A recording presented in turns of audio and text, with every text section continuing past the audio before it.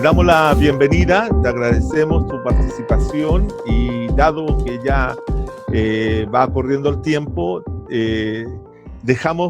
yo hice una pequeña introducción hace un rato sobre el caso ecuatoriano, a grandes rasgos. Lo interesante del caso ecuatoriano son 3 puntos, como lo conversamos hace un rato atrás.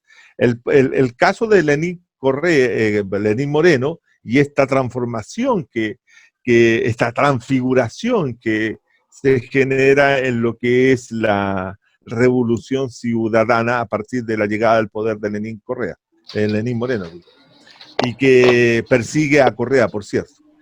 Luego está la Revolución de Octubre, o la Revuelta de Octubre, o la rebelión, podemos usar distintos calificativos para referirnos a ella, pero también es que tiene elementos muy distintos de lo que podía ser la rebelión chilena, aunque algunas personas buscan cierta similitud. Por lo tanto, también llama la atención esa situación. Y en tercer lugar está el tema de la pandemia y sus efectos iniciales sobre Ecuador y esta relativamente ausencia de Moreno en la conducción o la parte de la situación, de enfrentar la pandemia por parte del gobierno ecuatoriano. Entonces, sobre esos 3 puntos, estimado Julio, nos gustaría que nos pudieras hacer una reflexión para este seminario. Así que te dejo la palabra. Muchas gracias, estimado Juan Carlos, por la invitación. Muy buenas noches a todas y a todos. Nuevamente mis excusas por el percance, pero ya estamos aquí. Y bueno, para mí es siempre un gusto poder compartir con hermanos de América Latina un poco más de nuestra compleja realidad y sobre todo lo que está sucediendo en mi país, que es bastante grave si pensamos en las consecuencias sociales. Entonces, retomando los puntos que nos ha planteado Juan Carlos, quisiera yo que viajemos un poco en el tiempo y nos volvamos a situar en octubre. Octubre en Ecuador es un mes fundamental porque octubre vio el resurgir del movimiento indígena. El movimiento indígena que tuvo su auge y su presencia inmensa en los años 90 para frenar al neoliberalismo, que después muchos dicen, sobre todo el ala, de izquierda más radical, que en la época del correísmo este movimiento indígena fue dividido, fue cercenado, debilitado. Esa es una explicación que dan algunos. Otros dicen que en los años del correísmo, al haber una presencia más vigorosa del Estado, una vez que el Estado llega con servicios y con derechos a una gran cantidad de gente, la conflictividad baja. Compañeros analistas, expertos en movimientos sociales y acción colectiva que vienen midiendo la cantidad de repercusiones de los movimientos sociales y su activación, efectivamente confirman que en los años de la Revolución Ciudadana hay una baja considerable en la intermitencia de la participación movimentista. Entonces, ahora con Moreno en octubre, Ecuador volvió a tener un país plenamente ocupado por el movimiento indígena, un movimiento indígena que ha venido organizándose a nivel nacional y que logró paralizar el país por 12 días en un escenario que podríamos llamar de conflicto. Conflicto porque hubo muertos, hubo heridos, hubo gente que fue arrestada. Entonces fue un escenario podríamos decir, de violencia, de confrontación ya cuerpo a cuerpo. ¿Qué nos deja este mes de octubre? Este mes de octubre nos deja claro que lo que ya el ala de la Revolución Ciudadana, que es el bloque de parlamentario y de políticos vinculados con Rafael Correa, venía anunciando que este es un gobierno de la traición, es un gobierno que vino a hacer valer la agenda de Washington, a reactivarla. Entonces, este gobierno que se decía un gobierno de diálogo, un gobierno de proximidad con todos los sectores, En octubre nos dejó claro que estaba completamente alejado de la realidad nacional. El detonante central del paro nacional de octubre fue la grave afectación de la materialidad de la vida de las grandes mayorías, con el anuncio de la subida de los combustibles.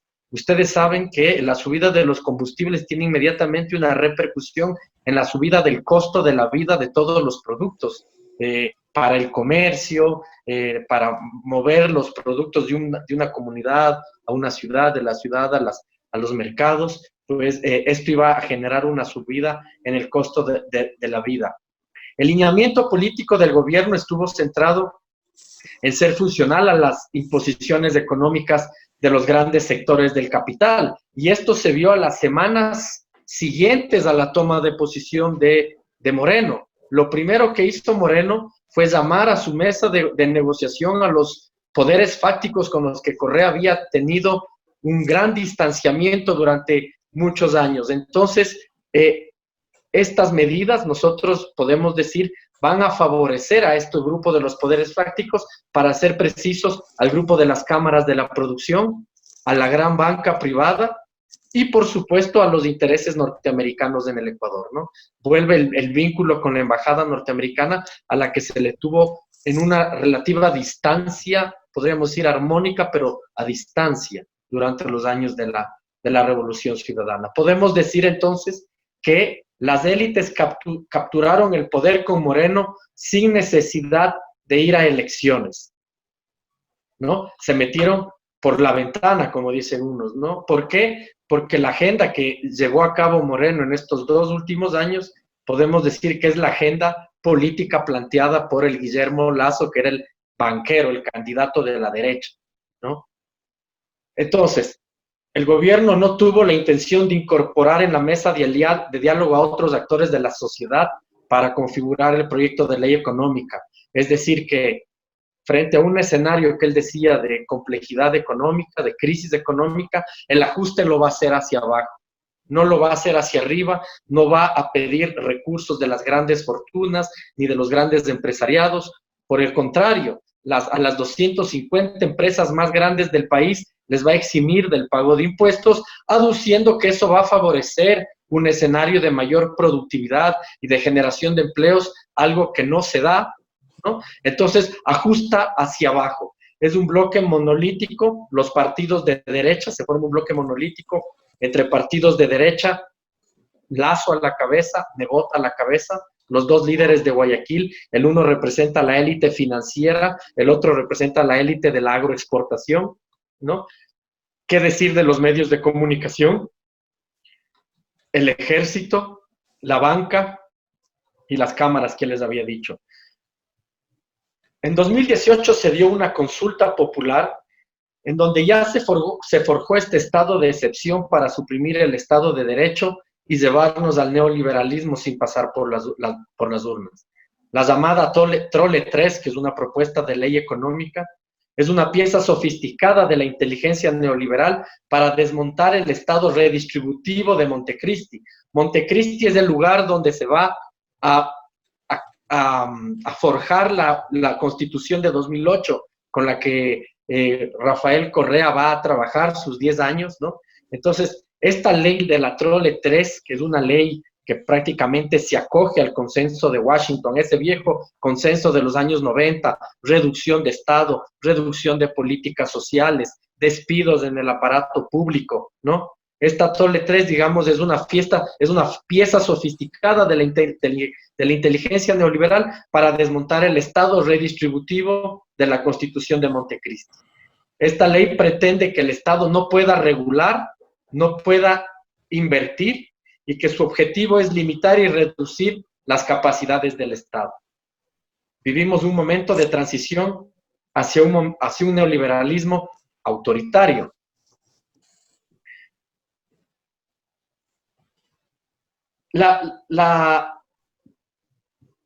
El escenario de octubre lo que nos permitió ver también es un desbordamiento del movimiento indígena. Este desbordamiento sobrepasa las estructuras de negociación, con demandas específicas y tradicionales alrededor del territorio, ¿no? Del reconocimiento, no, más allá más allá, digamos, las demandas del movimiento indígena van a sobrepasar su agenda clásica, que es la defensa de su territorio o de mayor reconocimiento, ¿no? Porque el movimiento indígena va a pedir por los derechos de todos los ecuatorianos, porque la agenda neoliberal no se imponga en el Ecuador, ¿no? Entonces, esta movida a nivel nacional coloca un límite al avance del proyecto neoliberal en octubre. El movimiento indígena articuló y movilizó a la sociedad, logró sacar a la luz que el pueblo y sus reivindicaciones no son una invención de los supuestos corruptos, como pretendía decir Moreno, ¿no? Que el pueblo es un grupo de corruptos que respalda la revolución ciudadana. Pues no, porque la gente en las calles venía en gran parte del movimiento indígena, los estudiantes, los trabajadores, las mujeres, y claro, la gente que apoya la revolución ciudadana también, los barrios suburbanos de las ciudades. Puso en primera línea la problemática del desmantelamiento del Estado, que excluye directamente al pueblo como interlocutor político frente a las imposiciones de la lógica del capital. Su presencia en las calles logró sentar en la mesa de diálogo al gobierno para renegociar una medida económica antipopular.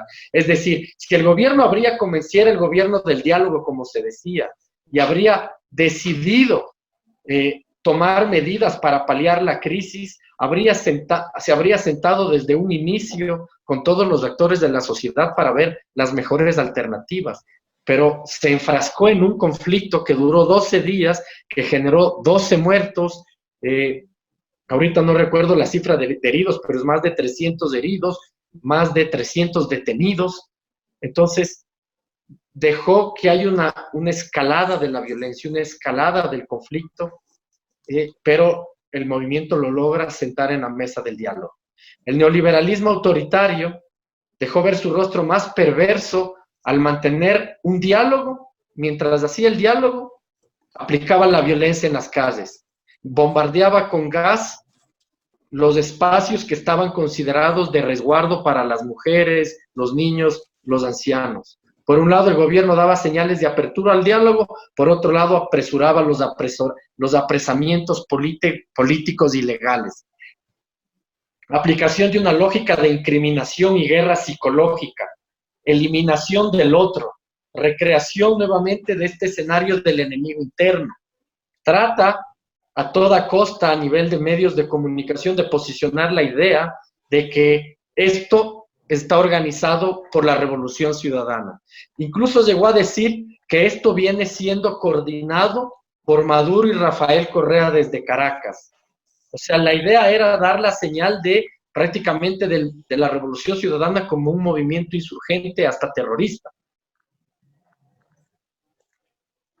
La acción colectiva se da entonces entre una adhesión entre el movimiento indígena con movimientos sociales, estudiantil, secundario, universitario, grupos feministas, sectores urbanos y barriales. Más un actor que es preponderante para la resistencia van a ser las distintas plataformas de comunicación alternativa, ya que gracias a estas plataformas se pudo sacar a la luz al segundo, al minuto, al día, digamos, el grado de violencia que manejaba el gobierno en Quito y en otras ciudades, la forma de represión que estaba llevando a cabo. Entonces, en un escenario como este, en donde el gobierno ya venía con una popularidad de 15% en franca caída, cuando llega al poder llega con 70%, digamos, pero ya desde el primer año, el segundo año, empieza a aplicar las medidas en sentido completamente contrario al plan de gobierno ofrecido en campaña. Entonces, según las encuestas de hace 3 meses, ¿qué sostiene a Moreno? Entonces, el 81% de la población considera que el país transita por el camino equivocado. Solo el 7% de la población confía en el gobierno. El 5% de la población confía en la Asamblea Nacional. Se ve que hay un franco deterioro en la confianza institucional, lo que torna extremadamente complicado gobernar. Entonces, la pregunta es, ¿qué sostiene al gobierno? El único apoyo, sostén de Moreno, son los poderes fácticos. Cámaras de producción, medios de comunicación, la banca y la fuerza pública a la que le asignó una cifra inmensa, no recuerdo en este momento, digamos, metió un gran presupuesto para las Fuerzas Armadas. Los 4 ejes trazados por el gobierno de Moreno fracasaron. Hablaba de recuperar la democracia, militarizó al país, generó diálogo con persecución, encarcelados políticos, metió en prisión sin ninguna causa a la prefecta de la provincia, que es de la Revolución Ciudadana, a uno de los líderes de la Revolución Ciudadana, como es Virgilio Hernández, a asambleístas, ¿no?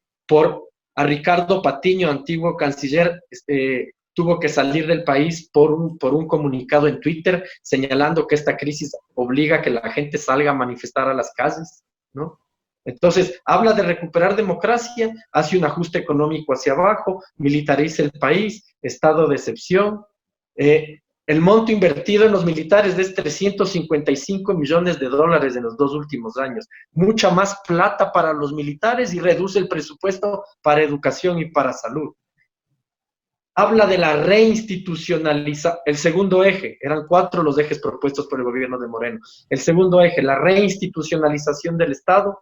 Vemos que hay un control absoluto de todos los poderes del Estado y a pesar de eso ha generado una escasa credibilidad en su gestión. Está totalmente deslegitimado.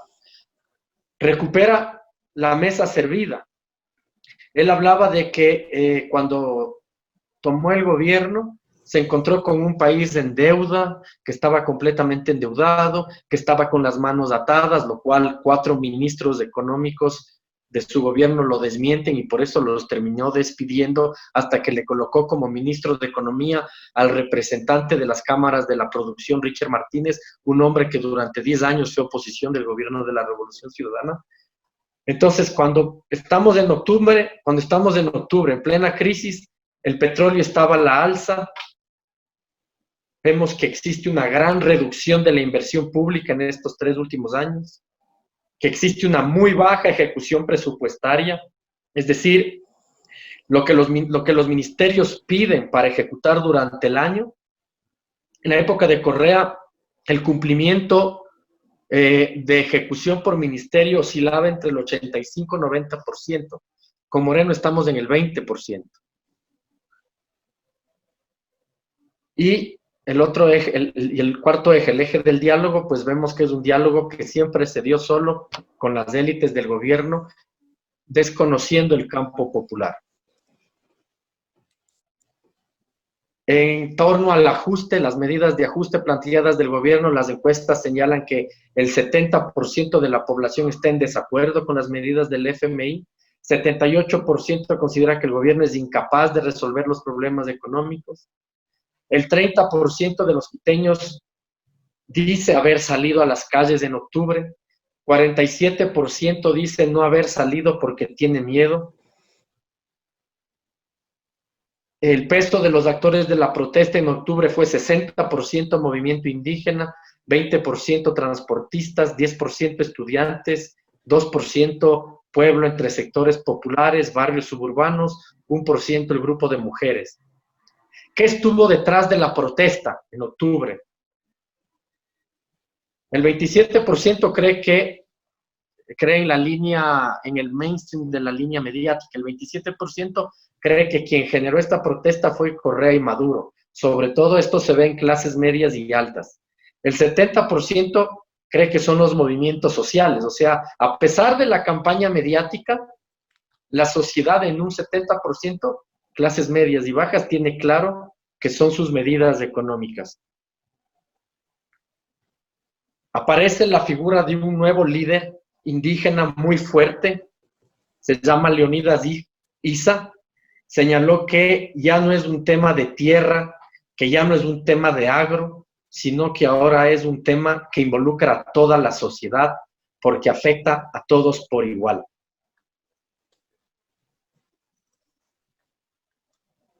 Sobre la violencia, las encuestas señalan que el 55% de la sociedad siente que la violencia vino de parte de las Fuerzas Armadas, el 28% señala que vino de los movimientos sociales. El sentido de la protesta, si fue buena, si fue mala, si fue necesaria o no fue necesaria. Un 48% de la población considera que fue muy necesaria, 12% considera que no fue necesaria. Sobre la detención y los procesos abiertos, si pueden ser considerados legales o si puede ser considerado persecución, 48% cree que se trata de persecución, 52% cree que se trata de acusaciones legales.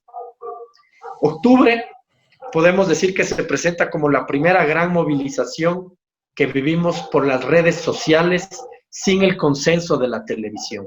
Mientras las calles ardían, estaban humeantes en octubre, mientras la sociedad era gaseada, era perseguida, en los canales convencionales pasaban dibujos animados.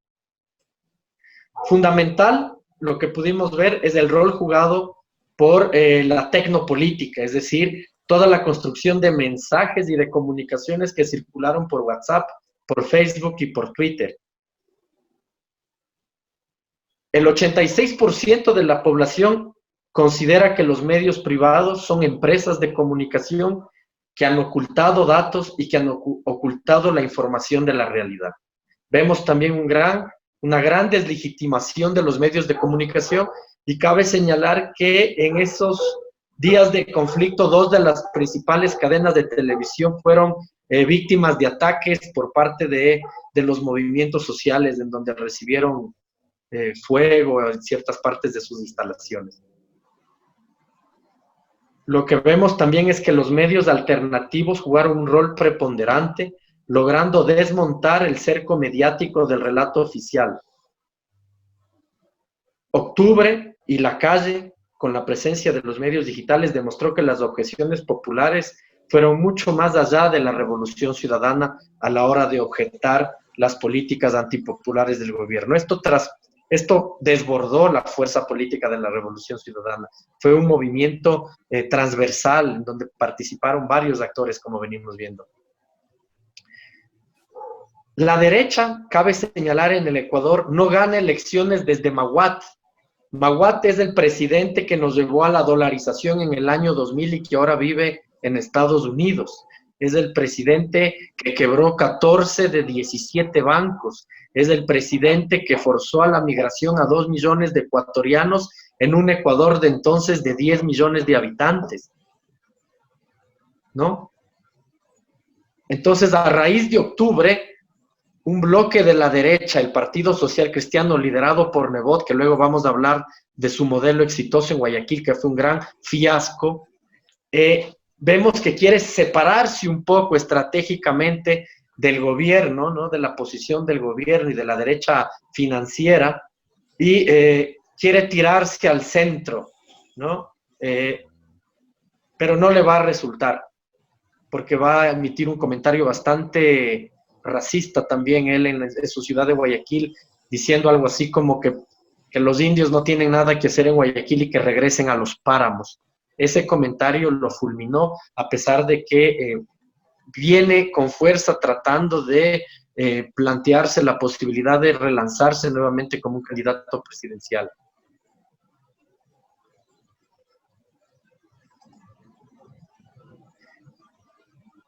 Tanto el movimiento indígena como la Revolución Ciudadana colocan por alto y como prioridad el tema de los derechos sociales. Podemos ver que aquí, frente a la agenda neoliberal, el escenario de octubre nos dejó 2 grandes actores protagónicos. Por un lado, la ya conocida fuerza política de la Revolución Ciudadana, que venía alertando de todo esto, ¿no? Que venía confrontando dentro del legislativo y también a nivel político con toda esta viraje hacia la derecha del presidente del presidente y del gobierno, y un actor que empieza a tomar gran relevancia a partir de octubre va a ser el movimiento indígena. Lo que estos 2 movimientos o 2 fuerzas políticas tienen en común es el tema de la defensa de los derechos sociales, del rol del Estado, de la redistribución, ¿no? Y de que no se reduzcan los presupuestos a las áreas de educación, de salud y de política social. Frente al gobierno del retorno del neoliberalismo, tanto el movimiento indígena como la revolución ciudadana han manifestado su rechazo. Este escenario de defensa de los derechos sociales empuja a los actores políticos a pensar en la necesidad de un momento de confluencia. ¿Por qué hablamos de un momento de confluencia? Porque, como les mencionaba al inicio, a lo largo de la Revolución Ciudadana, el movimiento indígena se distancia de la Revolución Ciudadana. Se distancia, y yo creo, desde una perspectiva polémica, centrada más en la defensa de sus autonomías. La Revolución Ciudadana surge como un proyecto de Estado, de derechos universales, ¿no? De control central y descentralizado también, pero con una planificación del Estado. Y los movimientos indígenas han defendido siempre más una lógica de autonomía, de control del agua, de control de la educación, de sus universidades y de sus colegios. Cuando llega Correa, él un poco desarma esta parainstitucionalidad, vamos a decir, y vincula a estas instituciones al proyecto nacional. Y esto genera muchas tensiones. El bloque del movimiento indígena, no como en octubre, sino mucho más debilitado, hizo oposición al gobierno de Correa de una manera fuerte, y en las últimas elecciones incluso llegó a pactar con Guillermo Lasso, a votar con la derecha, algo que es increíble en un movimiento indígena que desde los 90 había sido antineoliberal, ¿no? Entonces, octubre vuelve a reposicionar a este movimiento indígena como un movimiento indígena pro derechos, pro sociedad, antineoliberal. Entonces, leer bien octubre creemos que implica comprender que el Ecuador demanda un ensanchamiento en este momento de la base popular, que combata la cultura política de la desigualdad que impera en este momento y que haga frente al horizonte inmediato de los derechos amenazados. Estamos en estado de excepción prácticamente desde octubre. El Frente Progresista, que es el escenario, ¿cuál es el escenario positivo, podríamos decir, que nos deja octubre? Es la posibilidad de un frente progresista, ¿no? Fue que se archive la ley, es decir, la presencia en las calles rigurosa, firme, fuerte, activa, hizo que se archive la ley, desenmascara la disputa del capital entre el sector productivo y el sector desenmascaró esta disputa que decía entre el sector productivo del agro y el sector de la renta bancaria. Cabe mencionar que en los 3 años de Moreno, el único sector económico que duplica sus ganancias es la banca. El correísmo, y ahí tenemos que pensar por qué, ¿no? Si se incrementan los despidos, si se incrementa el desempleo, ¿qué es lo que requiere la sociedad? Crédito. ¿Y ahí la banca de qué vive? De los intereses. ¿Aló? Sí, sí. Ya. El correísmo se caracterizó por ser un proyecto de Estado sustantivo, de cultura redistributiva, tiene experiencia en el manejo del aparato público, implementó un proyecto de la mano de las nuevas izquierdas reformistas y democráticas. La CONAIE, la Confederación Nacional de todos los movimientos indígenas, en octubre recupera su memoria antineoliberal. Sin embargo, hay que ser claros, no amenazaron plenamente la estabilidad de Moreno, y aquí esto es algo que genera todavía fricciones con el lado de la Revolución Ciudadana, porque uno de sus asesores dijo, si le tumbábamos al gobierno, quien iba a capitalizar iba a ser la Revolución Ciudadana. Desde el bloque de la Revolución Ciudadana esto se vio como un grave error, porque fue un conflicto que se sostuvo por la violencia del Estado contra el pueblo y debía llegar, digamos, hasta las últimas consecuencias, y que había que plantearse un frente progresista amplio y no se podía tener ese tipo de cálculos ya en ese momento. Tenían un temor al fortalecimiento del correísmo. El neoliberalismo no solo es incompatible con el bienestar de las mayorías sociales, eso queda claro ya estos 3 años, sino que resulta una amenaza para la propia democracia, como lo estamos viendo hoy, que incluso quieren ya sacarle de la carrera electoral. El Contralor está amenazando a la directora del Consejo Nacional Electoral, le está amenazando que si no le quita al partido de del expresidente Rafael Correa, pues puede ser sustituida del cargo. Estamos entrando en una guerra de instituciones, ¿no? Los gobiernos sometidos al Fondo Monetario aplican el uso de la fuerza contra sus pueblos, de ser necesario, lo hemos visto. Entonces, las medidas del Fondo Monetario no pasan por la vía de la democracia, pasan por la vía de la imposición. Y si esta imposición es bloqueada por el pueblo, pues pasan por la vía de la sangre y de la violencia y de la confrontación. Y en este momento, Ecuador está paralizado por el COVID, pero están pasando todas estas leyes que fueron bloqueadas en octubre, en este momento están pasando por la Asamblea.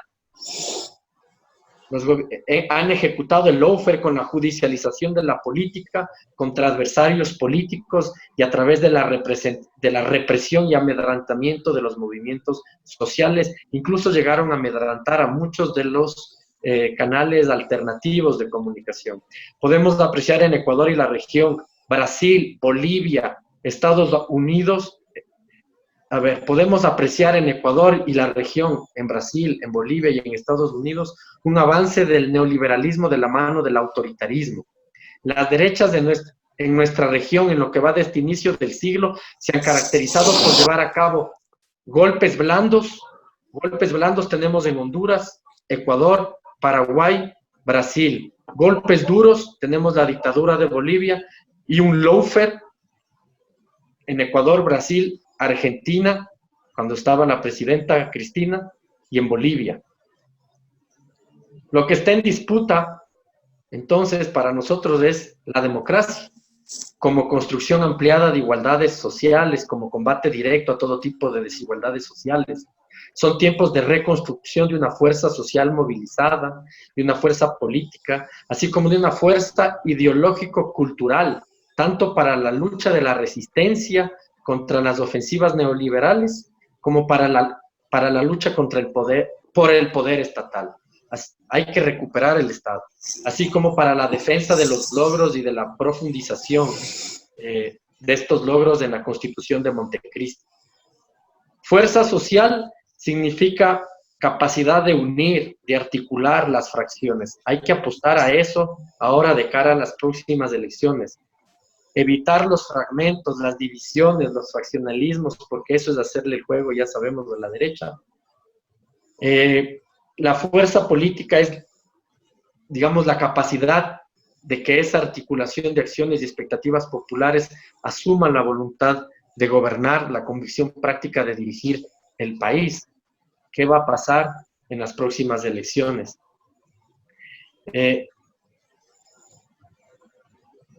Las medidas propuestas por la carta de intención firmada entre el gobierno y el FMI, hay que tener claro, no son constitucionales. Esto nos obliga a pensar en un frente de defensa de la democracia y de la Constitución.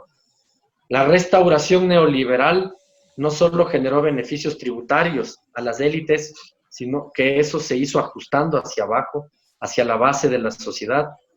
Entregó la justicia, digamos, a Trujillo, que fue un hombre puesto prácticamente a dedo por el presidente Moreno, ¿no?, para lanzar la carrera de persecución política.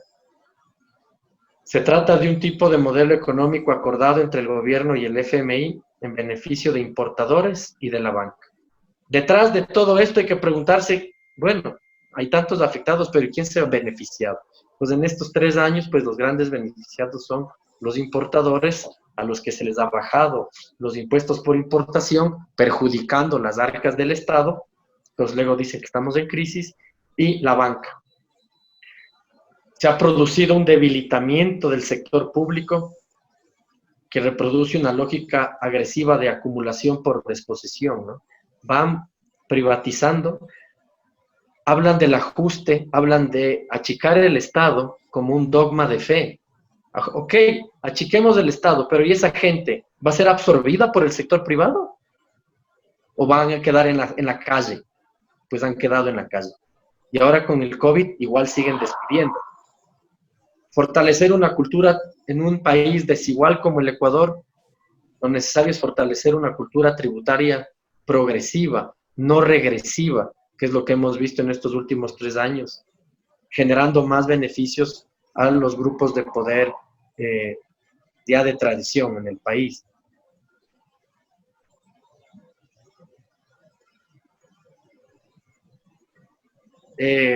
Lo que se avisora en el horizonte es la necesidad de recuperar la inversión pública, visto el estrepitoso estado en el que está el Ecuador en este momento, generar políticas proactivas de trabajo, insistir en la necesidad de llevar adelante ese cambio de matriz productiva, activando la economía popular y solidaria, la economía agraria, rural, campesina, que ha sido totalmente olvidada en estos 3 años,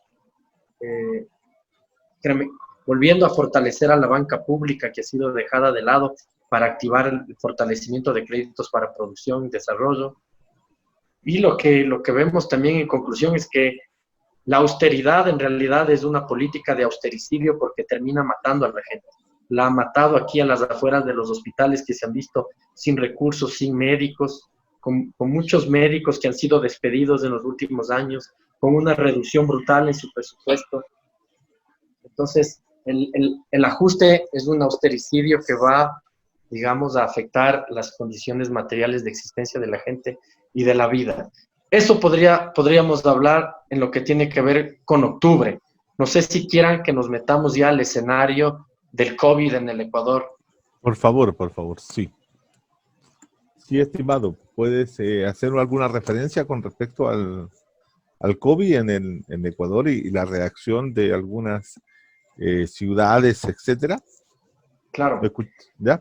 Dame un segundito, déjame abrir esta presentación. Tenemos que considerar que la ciudad más afectada al inicio del COVID fue Guayaquil, ¿no? Uh-huh. El Guayaquil, digamos, ha sido el bebé de los medios de comunicación, ¿no? El bebé de los medios de comunicación, porque ahí durante aproximadamente 20 años fue alcalde Jaime Nebot, el líder del partido conservador y de derecha de mayor tradición en el Ecuador, desde el retorno a la democracia. Y él hablaba siempre de un modelo exitoso, ¿no? De un modelo exitoso que, sin embargo, el COVID sacó a la luz una ciudad en muy malas condiciones, y les voy a citar algunos casos. El caso primario en Guayaquil fue detectado el 14 de febrero. Las autoridades locales en ese momento no tomaron ninguna medida. La emergencia sanitaria fue decretada un mes después, el 12 de marzo, con 20 casos. Y con una cuarentena obligatoria más toque de queda que fue activado a nivel nacional el 17 de marzo. Las medidas ya habían llegado tarde. Ese día, el 17 de marzo, había ya 111 casos a nivel nacional, el 70% de ellos en Guayaquil. Teníamos un sistema de salud completamente deficitario. La inversión de salud disminuyó aproximadamente en 66.000 millones entre 2018 y 2019.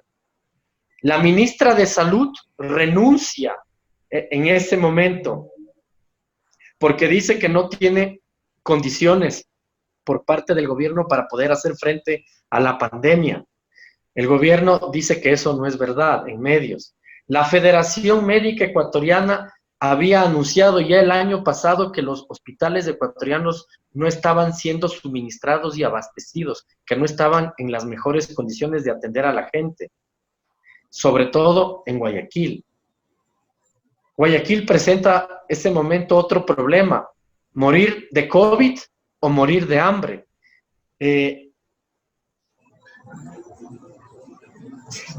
La mayoría de los trabajadores de Guayaquil, en un 60%, pertenecen al sector informal.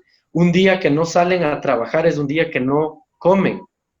El gobierno generó un bono de $60 que se iba a pagar en abril. Estábamos en marzo, muy tarde nuevamente. Es comprensible que muchos hayan infringido la cuarentena. Se decía que Guayaquil era una ciudad digamos, indisciplinada. De las ciudades principales, Guayaquil es la más pobre. Tenía para diciembre de 2019 y también la más desigual y la que más concentra riqueza en pocas manos. donde las condiciones de vida, habitacionales, de acceso a servicios básicos, agua, alcantarillado, conectividad e internet, son prácticamente paupérrimas. Por poner un ejemplo, para 2015 un cuarto de esa población vivía hacinada. ¿Cómo se hace una cuarentena obligatoria en esas condiciones? Empieza a darse una pugna de poder entre el gobierno local con la alcaldesa Viteri y el gobierno nacional. Digamos que hubo muchos problemas en Guayaquil para respetar la cuarentena. En las últimas cadenas nacionales, Moreno, sin sentido, responsabiliza a la ciudad. Dice que si están subiendo los casos es porque la gente no está siendo disciplinada de quedarse en sus casas. Luego, frente a la falta de capacidad de gestionar el problema del COVID a nivel nacional, asigna la responsabilidad a los líderes de los gobiernos locales. Aquí vale la pena que revisemos unos datos muy importantes sobre qué pasó con el famoso modelo exitoso. ¿Qué dirían ustedes que hace que un modelo sea exitoso? ¿Un malecón? ¿Una ruleta turística en el malecón? ¿Una fachada de barrios decorados en el centro histórico? ¿Qué es lo que le hace a un modelo exitoso? Entonces aquí lo que nosotros vemos es, si comparamos a Guayaquil, que es la ciudad más grande del Ecuador, con las dos siguientes, una sería Quito y la otra sería Cuenca, vemos que del 100%, el 32% de la población en Guayaquil tiene necesidades básicas insatisfechas. En Quito es del 11%, en Cuenca es del 20%. El porcentaje que vive en hogares en condiciones de hacinamiento equivale al 21% en Guayaquil, al 7% en Quito y al 10% en Cuenca. Promedio de personas por dormitorio que viven en el hogar, en Guayaquil es el 1.8, en Quito es el 1.5 y en Cuenca es el 1.6. Porcentaje de hogares que dispone de servicio higiénico exclusivo. En Guayaquil el 86%, en Quito el 92%, en Azuay el 88%. Déficit de servicios residenciales básicos, Guayaquil 34%, Quito 12%, Azuay 33%. Podríamos decir que personas en casas no hacinadas en Guayas son el 70%, en Pichincha el 92%, que es la provincia donde está Quito, y en Azuay, la provincia donde está Cuenca, es del 89%. Personas en casas hacinadas en Guayas, la provincia es 21%, en Pichincha es del 7% y en Azuay es del 10%. Pero, ¿qué quiero decir con esto? Vamos a ver estos datos. Número de camas por 1,000 habitantes. En Guayas hay el 1.61, en Pichincha el 2.20, en Azuay el 1.83. Establecimientos de salud según el sector público. En Guayas 19%, en Pichincha 20%, en Azuay 27%. Establecimientos de salud según sector privado, Guayas 72%, Pichincha 69%, Azuay 58%. Establecimientos de salud según sector privado, sin fines de lucro, Guayas 8%, Quito, Pichincha 11% y Azuay 13%. Pero a lo que vamos es que durante 20 años de gestión de la alcaldía de Nebot, podemos decir que el 60% de la población pertenece a barrios que no fueron reconocidos por la alcaldía, sino que son considerados tomas. Es decir, gente que vino de la migración de provincia, se instaló en esos barrios, hizo su casa y a la cual el gobierno local nunca llegó con agua, luz, alcantarillado, escuelas, colegios, centros de salud, hospitales. Los principales hospitales de Guayaquil, los que en algo rescatan, fueron 2 hospitales generados en la época de la Revolución Ciudadana, por el modelo de Rafael Correa. Y uno de ellos está en una zona de Bastión Popular, que es una de las zonas más pobres del Ecuador, y es uno de los que ha tenido mayor capacidad de carga en este momento. Entonces, podemos decir que es una ciudad que en 40% funciona relativamente y que en otro 60%, pues, muchos barrios aún tienen tierra en lugar de asfalto. En periodos de invierno, cuando llueve, esa tierra se convierte en lodo. Tienen pozos sépticos en lugar de tuberías y de saneamiento ambiental. Entonces, si hay inundaciones por las lluvias, ustedes ya pueden imaginar lo que sucede. Ese es el modelo exitoso social cristiano en la práctica en el Ecuador, que gracias al COVID, lastimosamente podemos decir, se sacó a la luz, digamos, una serie de problemas sociales en esa ciudad, sin hablar de la informalidad de la economía, que como ustedes saben, en una lógica de economía política sabemos que tener en la informalidad es una mayor forma de generar más rendimiento para los dueños de los medios de producción o del capital. Pueden despedir fácilmente, pueden pagar lo que quieran, pueden manejar una lógica de objeto desechable con el trabajador. Entonces, es un poco el escenario de Guayaquil y el escenario de octubre. El escenario político actual es grave, es muy grave porque para hacer frente al COVID, el Estado, frente a lo que estamos viendo en otros países, en lugar de dar un salvavidas a la gente, no cobrando servicios básicos en estos 3 meses, agua, luz, internet, generando una política que podría ser de copago con las empresas, es decir, si en lugar de despedir o de no pagar, te ayudo a financiar durante un proceso de un tiempo a los empleados para que no les despidas, o generar una especie como señala la CEPAL, una especie de salario básico universal, pues ha hecho todo lo contrario, ha generado leyes para que puedan despedir si los empresarios consideran pertinente, para que no tengan que liquidar a los empresarios en lo que dice la norma y la ley, sino que puedan liquidar en función de lo que ellos consideran pertinente. Es decir, no ha hecho su rol de defensa de los más debilitados, es decir, del sector trabajador, sino que ha puesto el escenario nuevamente en beneficio de las grandes fortunas. En esta crisis del ajuste nuevamente se hace hacia abajo. Ya decíamos que la banca, que es el sector que ha duplicado utilidades en los 2 últimos años, es un sector que no aporta un centavo en esta crisis del COVID. Muchos expertos, la CEPAL, entre otros organismos, han señalado la necesidad de crear el impuesto a las grandes fortunas. Aquí tampoco se ha aplicado eso. En los 2 últimos años tenemos una salida de capitales como nunca en la historia, fuga de capitales del Ecuador. Entonces, no es que haya ausencia de recursos en el Ecuador, sino es un tema de política económica, cómo se maneja y para quién se gobierna. Yo creo que por ahí podría quedar. Gracias, Julio. Muy, muy ilustrativa, muy gráfica de la situación de Ecuador. Nos muestra claramente lo que fue octubre, nos lee octubre ecuatoriano desde una perspectiva específica.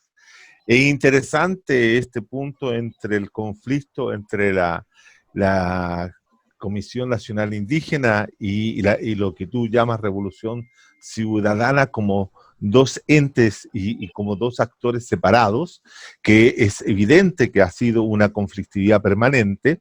También nos dejas claro la conflictividad histórica entre Guayaquil y Quito, entre lo que significa un tipo de forma de desarrollo en una región y otra, pero también nos habla de una u otra manera cuáles fueron los límites, cuáles fueron también los obstáculos que tuvo que confrontar la Revolución Ciudadana dirigida por Correa en su momento, que no logró desestabilizar, ni transformar, ni modificar la estructura total del neoliberalismo. Si bien es cierto, tú señalas que hay un fortalecimiento del Estado, etcétera, no hay, ¿cierto?, una real transformación donde radica o donde está el poder dentro de el orden capitalista neoliberal, que es justamente en el capital neoliberal y mercantil financiero. Tenemos tiempo para algunas preguntas de parte de las personas, que las va a tomar Leo, y así que las personas que quieran hacerle algunas preguntas a Julio, Claro que sí. adelante, adelante. Sí, basta con que me envíen al chat sencillamente una manito. una manito, un yo, y vamos indicando. La primera, Doña Claudia. doña Claudia Echeverría, que yo quisiera darle la palabra a ella misma para que hiciera la pregunta. Claudia. Pero se puede leer, ¿no? Sí, claro, perfecto. pero o sea, planteala, con cámara, idealmente. Está desactivada, espérate. Sí. No se oculte detrás de la cámara, doña Claudia. Es que para fumar, si no, ¿puede usted me reta? No, pero yo te voy a arreglar igual, aunque digas que estás fumando, te hace mal igual, así que... Amor, me parece. Estamos por la El autodeterminación. esfero y ese cuaderno. Sí, pero la autonomía... Ya, Sobre no los sea tan cuerpos. individualista con su cuerpo y haga la pregunta que doña. Un poco preguntarle a Julio sobre el tema de los pueblos indígenas, ¿cuál sería como en términos globales la demanda, o si más bien hay una diversidad de la principal demanda, o más bien el principal conflicto que tiene respecto del Estado ecuatoriano? Sí, porque acá también en Chile se da como harta diversidad, ¿no? Algunos quieren no ser parte del Estado chileno, otros sí, bueno, depende de los pueblos, digamos, pero me gustaría como un poco conocer cuál es el principal conflicto de los pueblos indígenas en relación al Estado ecuatoriano, es decir, autonomía, el tema de los territorios, o qué sería, Sí. digamos, porque eso también creo que habla un poco que al principio tú describías como que de alguna manera tuvieron una gran importancia en todo el proceso, todo lo que ocurrió en octubre, un poco para distinguir también lo que aquí ocurrió, si bien en octubre, en la revuelta de octubre de Chile también hubo muchas banderas de mapuche y todo eso, pero creo que hay algunas diferencias al parecer con lo que tú sostienes en tu exposición, eso. Muy bien. Gracias, Claudia. Julio, perdón, Sí. es que lo que pasa es que Diego Raus también quería hacer una pregunta. La idea es que juntemos preguntas y después responde Julio, por favor. Correcto. Exactamente. Diego. Bueno, ¿qué tal, Julio? Quería preguntarte cómo pudo ser este vuelco tan inmediato de Lenín Moreno, a quien Correa había, digamos, dado toda su confianza para ser electo presidente contra un candidato como Joaquín Lasso, que claramente representaba al sector financiero, etc. América Latina ha visto estos procesos de líderes que surgen, digamos, vamos a decir así, medio por izquierda y terminan haciendo políticas de derecha, sobre todo en los 90, ¿no? Menem en la Argentina, Fujimori en Perú, antes Paz Extensoro en Bolivia, ¿sí? Pero bueno, hay un tiempo en el que estos líderes surgen con un discurso y un programa tradicional de características nacional, populares, etcétera, y que se vuelcan con presiones, con problemas económicos, se volcaron, ¿no?, a las grandes reformas estructurales del Consenso de Washington. Lo que llama la atención de Lenín Moreno es que no tuvo ese momento de transición. Asumió e inmediatamente parece que se sacó un traje, se puso otro y empezó una política que nadie lo esperaba, ¿no? Entonces, si vos podés explicar un poquito los factores que hayan producido este cambio tan repentino de Lenín Moreno, ¿no?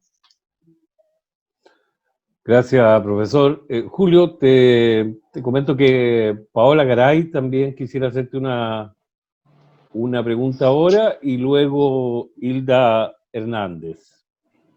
Paola, por favor. Gracias. Muy bueno, Julio, lo que acabas de contar en este tiempo.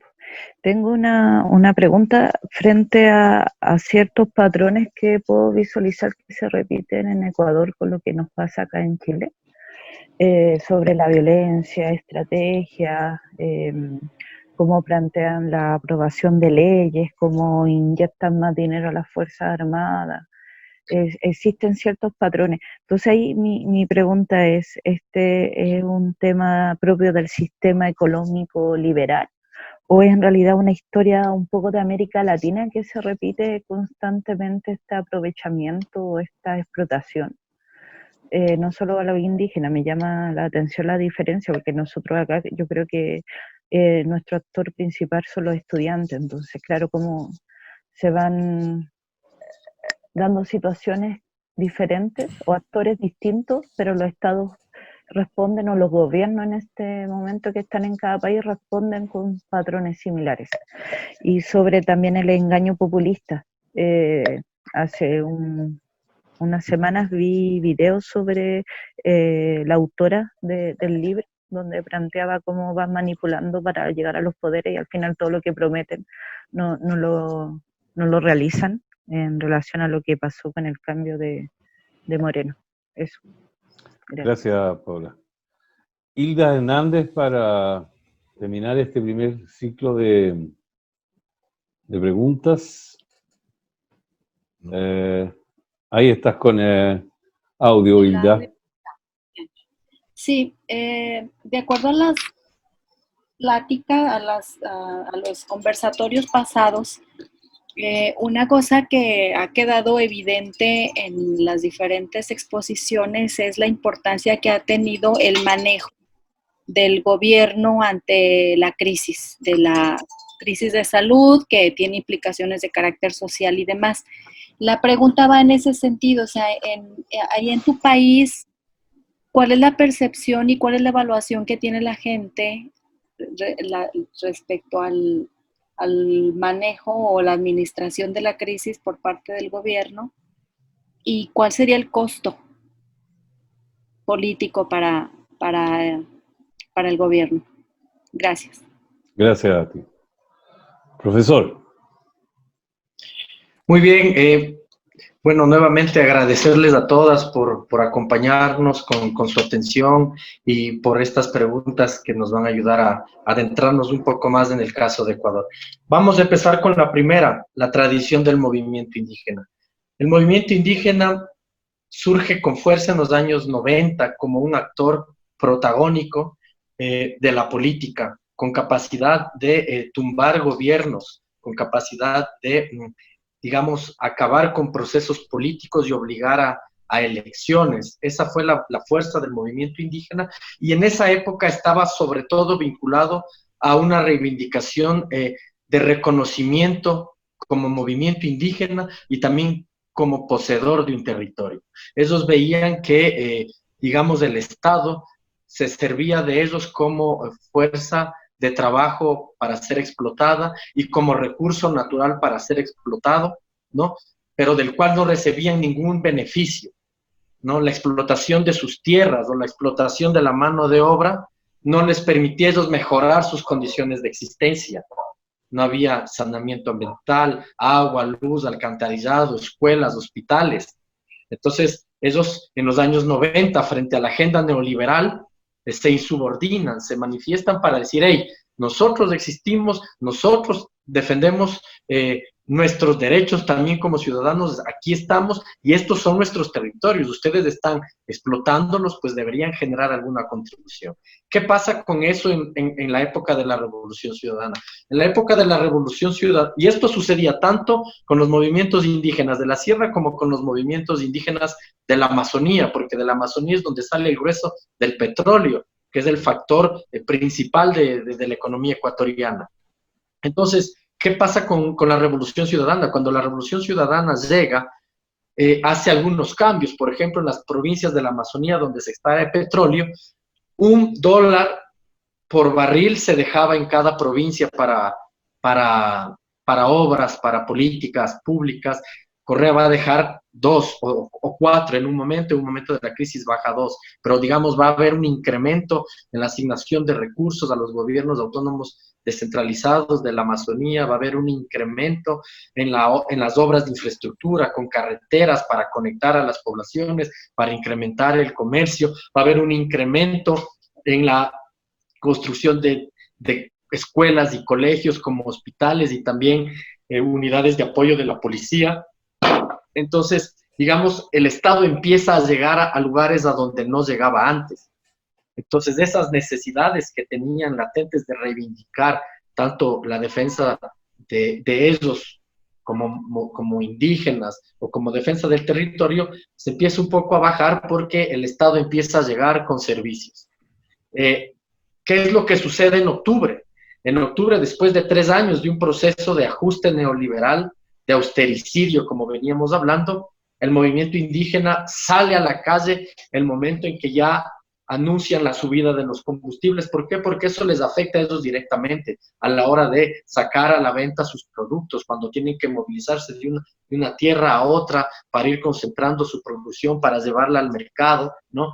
Eso iba a afectar mucho su costo de producción, más todo lo que venía pasando ya 3 años, reducción al presupuesto de la educación, reducción al presupuesto de la salud, menos profesores, menos servicios hospitalarios, menos camas de atención en los hospitales. Entonces, esa fue la gota que derramó el vaso. En ese momento salen y dicen, ahora estamos aquí ya no solo para reivindicar nuestra existencia y nuestra necesidad de derechos, sino porque esto es algo que nos afecta a todos como país. Creo que estos son momentos importantes que hay que tener en el escenario de la participación del movimiento indígena. El vuelco de Moreno a la derecha fue realmente un baldazo de agua fría, como decimos aquí, porque Moreno, no quiero ser grosero, pero digamos, era como una monjita de la devoción de Correa. A todo lado que iba decía, es el mejor presidente de todos los tiempos, es lo mejor que le pudo pasar al Ecuador, nunca te traicionaré, tu legado será protegido con mi gobierno, vamos a sostener todas tus conquistas, ¿no? Él fue vicepresidente del gobierno y después fue representante del gobierno en Ginebra durante, digamos, en el primer mandato de Rafael Correa fue vicepresidente y en el segundo él fue agregado internacional en Ginebra y siempre se mostró muy vinculado al proceso, muy seguidor de Rafael Correa. Si queremos hacer un símil con sus distancias, podríamos decir que puede ser como la traición de Pinochet a Allende, más o menos así, ¿no?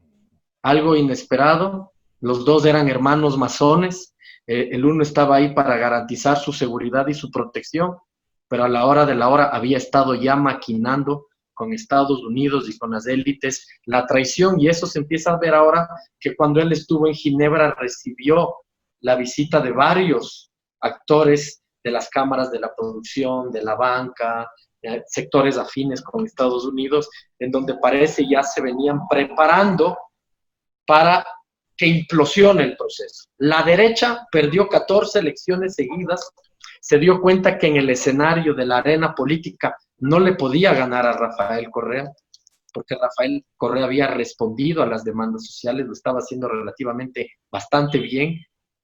Por la vía democrática no podía, entonces creo que se sirvió de la estrategia del caballo de Troya, haciendo que implosione el proceso político desde adentro, algo que no lo veía venir la Revolución Ciudadana, y eso fue lo que sucedió con Moreno. Ese momento, el momento de la traición, ya las primeras semanas, el bloque de la Revolución Ciudadana en la asamblea, me parece que eran de 120 asambleístas, se separa inmediatamente entre unos que se van a ir con Moreno y otros que se van a quedar representando al bloque de la Revolución Ciudadana, digamos. Entonces ahí hay una gran división. Muchos funcionarios van a ser despedidos, tildados de correístas, y a otros, digamos, más tibios o más, digamos, yo qué sé, que aprovechan la ocasión, se quedaron con Moreno, ¿no? ¿Qué pasa con las élites? ¿Qué pasa si es que es el neoliberalismo el que hace estos ajustes? ¿O por qué decimos que las élites son las que hacen estos ajustes? Nosotros desde el campo de la cultura política hemos venido un poco haciendo un estudio de las élites en el Ecuador, cómo funcionan, cómo reaccionan, y lo que podemos ver es que, siguiendo a un gran filósofo ecuatoriano que se llama Bolívar Echeverría, él hablaba ya de que nuestras élites y nuestra cultura política ha heredado mucho un patrón colonial, nuestras élites tienen esta forma de apartheid latinoamericano en donde no se mezclan con el cholo, con lo negro, con lo indio. Es más, lo ven como al otro. Nunca se configuró una república de iguales. Se crearon ciudadanías a dos velocidades. Los que pueden pagar por tener un barrio separado, por una escuela privada, por no mezclarse, es decir, estas formas de vida medio blancoides de la blanquitud, las llama este filósofo, imágenes de la blanquitud, ¿no? En donde tratan de preservarse. No son españoles, pero se creen españoles, no son norteamericanos, pero se sienten norteamericanos, y tienen una forma de pensar premoderna, es decir, la construcción del Estado todavía no pasa por sus universidades, ni por el entendimiento de su matriz política. Quieren vivir como Alemania, quieren vivir como Ginebra, pero no pagan impuestos. No tienen una cultura de lógica tributaria, que es la base de la república, del más tiene, más paga. Están todavía en una lógica de la extracción, ¿no? Entonces viven de la tierra, ni siquiera desde los 200 años de república han diversificado su producción, es decir, utilizar sus capitales para inyectarle inteligencia, diversificar la producción. Siguen viviendo de la tierra, como en la época de la colonia, de la papa, del camarón, de las flores, del cacao, del petróleo. Entonces, ¿qué se requiere? Mano de obra barata, sin mucho conocimiento, sin mucha inversión en el talento humano. Y lo que tenemos en Ecuador, que es sol, agua, lluvia. Y ahí está tu sistema productivo. Entonces, produzco en Ecuador explotando una mano de obra barata y saco mis capitales a paraísos fiscales. Y si es que, como hizo Correa, pone el ISD, el impuesto a la salida de capitales, pues lo acuso de castrista, de chavista, de comunista. Entonces, ¿cómo financias el desarrollo sin impuestos? Haces la riqueza en un país, pero la colocas afuera. Entonces, desde la cultura política, nosotros, estudiando las derechas, vemos esta falta de conexión entre las élites con lo popular, y por eso su molestia con los movimientos populistas, digamos, sobre todo con los movimientos nacional populares de los últimos años, de los primeros años del siglo XXI.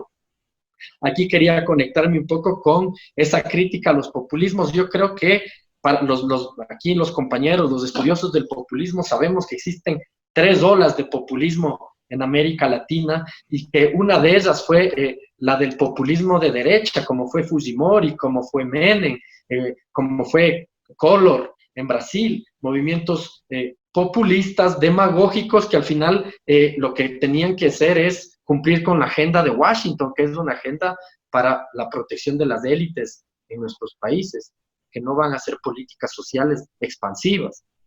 ¿Qué es lo que tenemos después, con la llegada del siglo XXI, digamos, el surgimiento de estos movimientos nacional populares o populistas, más vinculados con un tinte más socialdemócrata, más de centro izquierda? No les podemos llamar socialistas porque no eran modelos plenamente socialistas, pero sí hicieron hincapié en mejorar la cultura tributaria, en sacar a más gente de la pobreza, en reducir brechas de desigualdad, generar estos 2 polos fundamentales para ellos, que era la generación de empleo con salarios dignos, porque a través de eso se activaba el aparato económico productivo. La economía solo se produce si puedes, en una sociedad de consumo, si puedes consumir. ¿Qué es lo que están haciendo los neoliberales? Despidiendo, suprimiéndote el salario. Entonces, si no hay consumo, no hay ventas, si no hay ventas, hay despidos, y ahí estamos en la crisis que estamos. Entonces, cuando se analizan los populismos, hay que tener un poco presente qué tipo de populismos es, cómo están gobernando estos gobiernos populistas.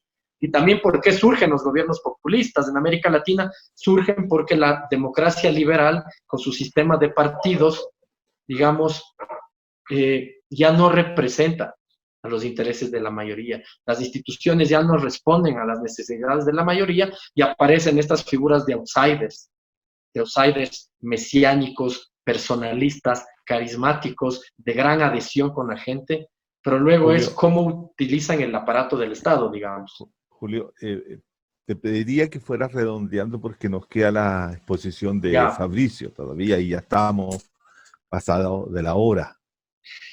Sobre el manejo de la crisis en Ecuador, la última del último de los comentarios, yo diría que es bastante preocupante. El gobierno, digamos, está completamente deslegitimado, tiene un 7% de aprobación, incluso a partir de las propias encuestas del gobierno, porque hay 3 grandes empresas que hacen encuestas y las 3 están alrededor del 7 y el 10% de aprobación. Al gobierno está totalmente deslegitimado, se sostiene en el gran aparato mediático y en la banca y el sector de la gran producción agroexportadora e importadora.